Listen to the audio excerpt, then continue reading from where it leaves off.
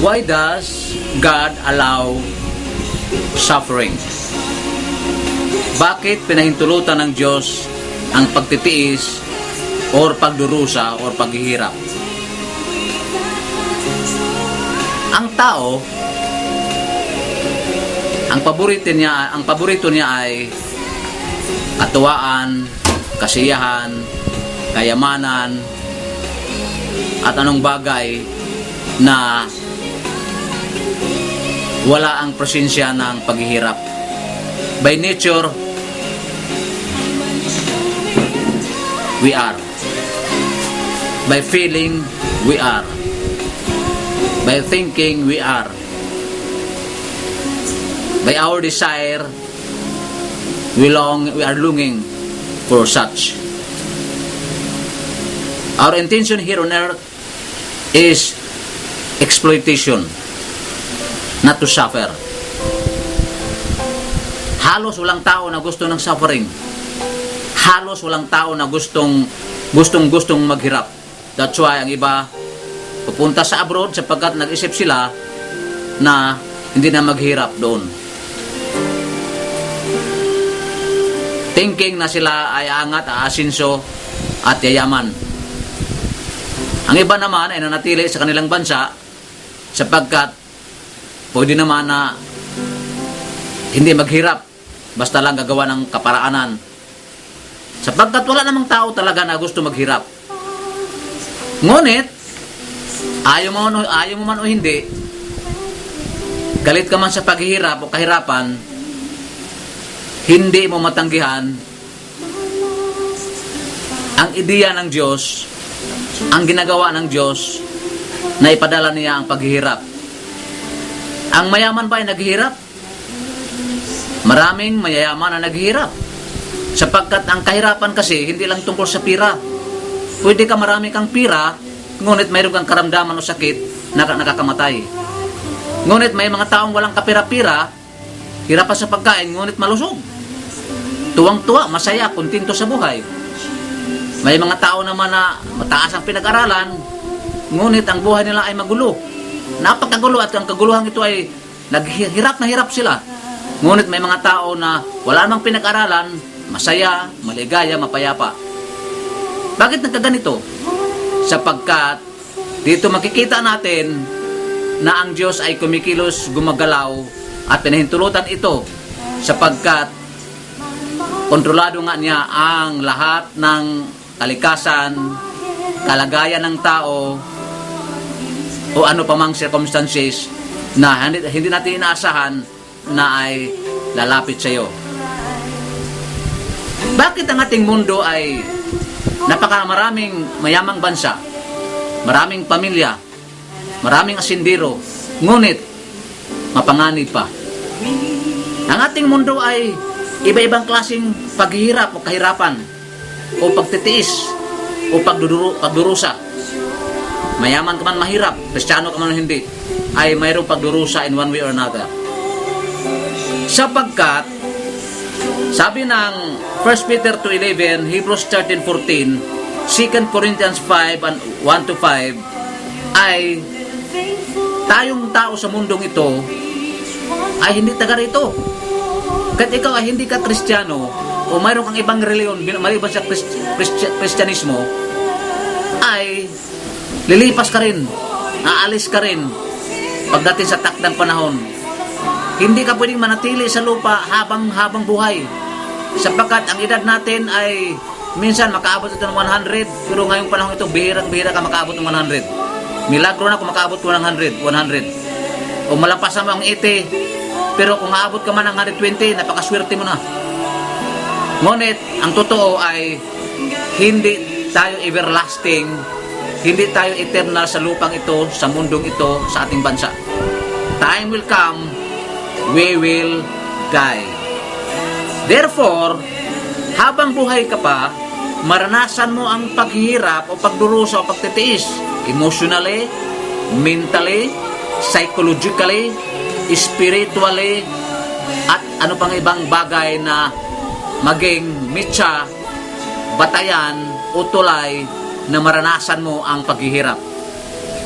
Ito ay pinahintulutan ng Diyos sapagkat suffering keeps this world from becoming too attractive. Yan ang reason ng Diyos.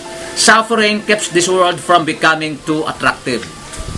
Second reason ng Panginoon, bakit ang suffering o paghihirap o pagdurusa ay ipadala niya sa atin, sapagkat suffering can bring out our best. Alam mo, mga kapatid, kung ikaw ay walang paghirap, pinanganak kang walang paghirap, lumaking wala kang paghirap, at umabot ka sa tuktok ng iyong karangalan na walang paghihirap, maging mayabang ka na rin. Sabihin mo, walang Diyos. Hindi ako naniwala na may Diyos. At maraming taong ganyan. Dahil sa talino nila, tinakwil na nila ang Diyos. Dahil sa pira nila, napakaraming pira, tinakwil na lang ang Diyos. Dahil sa pakasikat nila sa buong mundo, sa buong bansa, kilalang kilala, tinakwil na nila ang Diyos. At sasabihin nila, walang Diyos. Sapagkat ako ay sumisikat na wala namang tumutulong sa akin, sarili kong sikap. Puro ako. Ito ang delikado. Sapagkat hindi pwede, kahit ngayon, pwede nasa maganda kang kalagayan, pero hindi mo malalaman sa darating na panahon na ikaw ay maghirap din. Ang Japan ay mayaman na bansa. Ngunit nang dumating ang tsunami, daming building nasisira, daming namamatay, at marami mga property na nasisira. So, kahit mayaman ka, kaya ng Diyos padalhan ka ng suffering. Kahit napakatalino mo sa buong bansa, sa buong mundo, napakatalino mo, sobrang talino, wala nang higit sa iyo. Hindi ka na papantayan pa at hindi ka na mahigitan. Ngunit kaya ng Diyos na padalhan ka ng suffering. Kahit ikaw ay nasa pwesto ng gobyerno, napakataas ang pwesto mo, pwede ka rin padalhan ng suffering. Maraming paraan ang Diyos na padalhan ka ng suffering. Ngunit ang mensahe ng Diyos sa suffering ay upang lumabas ang iyong kabutihan. Sapagkat ang suffering ay nagbibigay leksyon sa ating buhay na matuto tayo na hindi lamang sa material na bagay ang nagdudulot sa atin ng pinakadabis sa lahat ng best sa buhay mo. Kung hindi, ang suffering ay nagdudulot din ng pinakamabuting bagay sa iyo.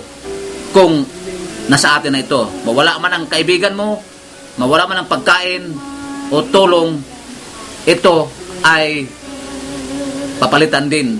Sa panahon na iniwanan ka ng suporta ng kaibigan, mayroon na may ibang kaibigan na suporta sa iyo. Sa panahon na ikaw ay nawala ng pagkain, mayroon ding darating na pagkain. Kung ikaw ay nawalaan ng pira ngayon, darating ang araw na magkaroon ka rin ng pira. This is suffering, there is a blessing. That through this, masakit nga ang mangyayari ito, ngunit sa likod na ito ay mayroong mga bagay na pinakamabuting mangyayari. Suffering gives us an occasion to silence the enemies of God. Kayo, Kristiyano, maraming pagsubok. Kung ikaw sa isang pamilya, ikaw lang ang Kristiyano, ang magulang mo, ang ibang kapatid mo ay hindi Kristiyano, maranasan mo yung tinatawag natin pagsubok, sapagkat sila mismo ang mag-discourage sa iyo na huwag ka na maglingkod sa Diyos. Alam mo, kilala ni si Job? Si Job napakayaman sa kanyang kapanahonan, ngunit nawala yung kayamanan. At hindi lang nawala, namatay pa ang kanyang mga anak, at inalipos na pa sa kanyang asawa, at mayroon pa siyang mga buwils o mga bukol-bukol o mga sugat sa katawan na hindi kaya pasanin at tiisin bilang tao. Ngunit ito ay nangyari kay Job, na kahit Job ay mabuting tao at makadiyos. At si Job, he reacted such kind of situation positively. Wala siyang galit sa Diyos, hindi siya napupuot sa Diyos, hindi niya tinakwil ang Diyos. Despite na ito ay nangyayari sa kanya na mga hindi mabuti. Nanatili siya sa Panginoon. Ngayon, na pinagaling siya ng Diyos at bumalik ang kanyang kayamanan, dubling-duble pa. Ang kanyang mga kalaban o mga kaibigan dati ay mga kalaban ng Diyos, at sinisisi nga si Job sa kanyang mga kaibigan na pahiya sila. So suffering gives an occasion to silence the enemies of God. Na ang Diyos ay kumikilos din at hindi ka bababayaan kahit mayroon kang paghirap. Sapagat ang paghirap nito ay hindi naman talagang habang buhay na lang maghirap.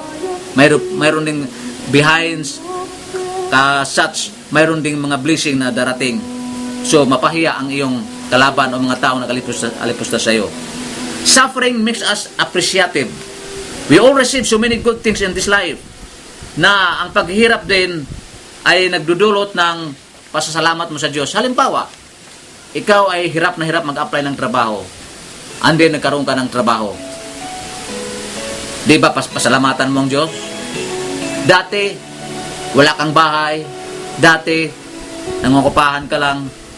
Dati, ay halos di ka makatapos sa pag-aaral. Ngunit ngayon, ay tapos ka na sa pag-aaral. Mataas ang edukasyon mo, may bahay ka na, at maganda ng trabaho, malaki pang sweldo. Di ba pasasalamatan mo ang Diyos? So dati paghirap ay ang dating paghirap ay pinapalitan ng Diyos ng kalagayan mo na maganda. In order for you to appreciate the Lord's power, blessing, compassion, and love and care. Suffering makes us more dependent upon God. May mga tao kasi na kung maganda na ang kalagayan mo, napakaganda na ang bahay mo, at marami ka ng sasakyan, wala ka ng problema sa pagkain, minsan, makakalimutan mo ang Diyos. Sapagkat the more you love money, the more you don't love God. You cannot love God and money at the same time. The more you have provisions, a wonderful professions with highest positions, makakalimutan mo ang Diyos. You cannot love your position at the same time love God. You cannot love your riches at the same time love God. It's very, very impossible. Kailangan mayroong isa na ibigin mo.